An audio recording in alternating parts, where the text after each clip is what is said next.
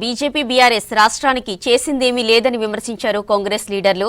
10 ఏళ్లు అధికారంలో ఉన్న బీఆర్ఎస్ గాని, కేంద్ర మంత్రిగా ఉన్న కిషన్ రెడ్డి గాని కేంద్రం నుంచి రాష్ట్రానికి ఏం తెచ్చారని ప్రశ్నించారు. కిషన్ రెడ్డి ఏం సాధించారని సోనియా గాంధీకి లేఖ రాశారని మండిపడ్డారు కాంగ్రెస్ లీడర్స్.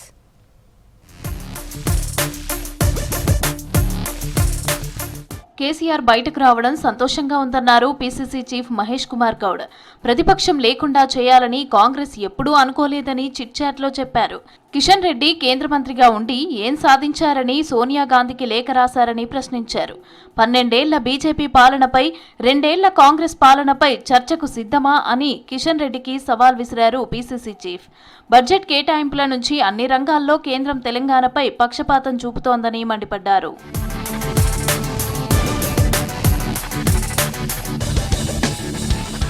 ఉపాధి హామీ పేరు మార్పును ప్రతి భారతీయుడు వ్యతిరేకిస్తున్నాడన్నారు పీసీసీ చీఫ్ మహేష్ కుమార్ గౌడ్.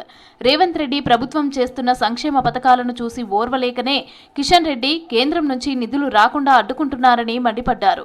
ఉపాధి హామీ పథకం నుంచి మహాత్మా గాంధీ పేరును తొలగించడాన్ని వ్యతిరేకిస్తూ రంగారెడ్డి జిల్లా మొయినాబాద్ అజీజ్ నగర్ లో ఆందోళన చేసింది కాంగ్రెస్. మనరేగా నుండి గాంధీ మార్పుడు పేరు తొలగించడం అనేది చాలా హీనమైన చర్యగా మేము భావిస్తూ రంగారెడ్డి జిల్లా అజీనగర్ లో సత్యాగ్రహం చేయడం జరిగింది. కులాల పేరిట మతాల పేరిట చిచ్చు పెట్టి అధికారులకు వచ్చినట్టు బీజేపీ ప్రభుత్వం జాతి పితను మరిపించే ప్రయత్నం చేస్తున్నటువంటి సందర్భంలో ప్రతి భారతదేశ ప్రౌఢు ఈ ఫ్యాసిస్ట్ విధానం వ్యతిరేకించాల్సిన అవసరం ఉంది. స్వతంత్ర ఉద్యమంతో ఏమాత్రం సంబంధం లేని బీజేపీ స్వతంత్ర సమరయోధుల త్యాగాలను విస్మరిస్తోందన్నారు ప్రభుత్వ విప్ ఆది శ్రీనివాస్. ఉపాధి హామీ పథకంలో గాంధీ పేరు తొలగించడానికి నిరసనగా సిరిసిల్ల గాంధీ విగ్రహం ముందు కాంగ్రెస్ నేతలతో కలిసి ఆందోళన నిర్వహించారు. మహాత్మా గాంధీ గారి పేరు ఉపాధి హామీ చట్టం నుంచి పేరును తొలగించినంత మాత్రాన వారి పేరు ప్రజల గుండెల నుంచి మీరు తొలగించలేరని మోదీ, అమిత్ షా గారికి ఈ ధర్నా ద్వారా మనం చెప్పే ప్రయత్నం చేయడానికి ఈ కార్యక్రమాన్ని మనం తీసుకున్నాం. ఉపాధి హామీ పథకాన్ని నీరుగార్చాలని మోదీ ప్రభుత్వం కుట్ర చేస్తోందన్నారు కాంగ్రెస్ సీనియర్ నేత జీవన్ రెడ్డి. ఉపాధి హామీ పథకానికి మహాత్మా గాంధీ పేరు తొలగించడంపై జగిత్యాల జిల్లా కేంద్రంలో నిరసన చేపట్టారు.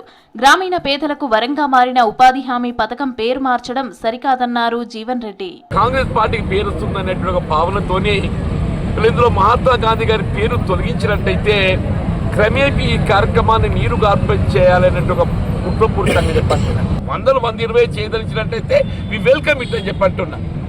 దాంతోపాటు ఈ కార్యక్రమాన్ని వ్యవసాయానికి అనుబంధం చేయండి అని చెప్పంటున్నాం. వ్యవసాయానికి అనుబంధం చేసినట్టయితే రైతాంగానికి ఉపయోగపడుతుందని చెప్పంటున్నాం. కేటీఆర్ కు బలుపు, అహంకారం ఎక్కువని విమర్శించారు ఎమ్మెల్యే కడియం శ్రీహరి. అవినీతి అక్రమాలతో రాజయ్య గన్పూర్ ప్రజల పరువు తీశారన్నారు. దళితుల పేరు చెప్పుకుంటూ 2 లక్షల కమిషన్ తీసుకుని దళిత బంధు ఇచ్చారని ఆరోపించారు. స్టేషన్ గన్పూర్ లో కొత్త సర్పంచ్ల సన్మాన సభలో పాల్గొన్నారు కడియం.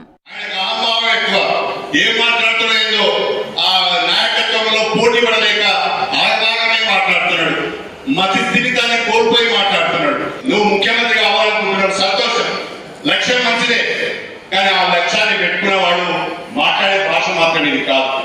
ఇది సభ్యత కాదు, సంస్కారం కాదు.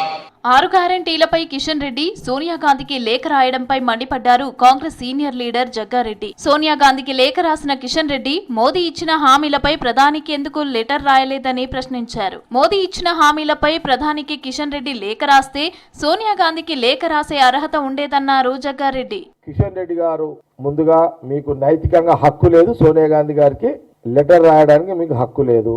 మీరు ప్రధానమంత్రి గారికి తెలంగాణ ప్రజల పక్షాన నల్లధనాన్ని తెచ్చి 15 లక్షలు తెలంగాణ పేద ప్రజలకు వేయండి, తెలంగాణలో రావాల్సిన 2 కోట్ల సంవత్సరానికి ఎన్ని వస్తాయో ఆ ఉద్యోగాలు ఇప్పియండి, ఇప్పించిన తర్వాత మీరు సోనియా గాంధీ గారి గురించి అప్పుడు మీరు మాట్లాడితే మీకు విలువ ఉంటుంది.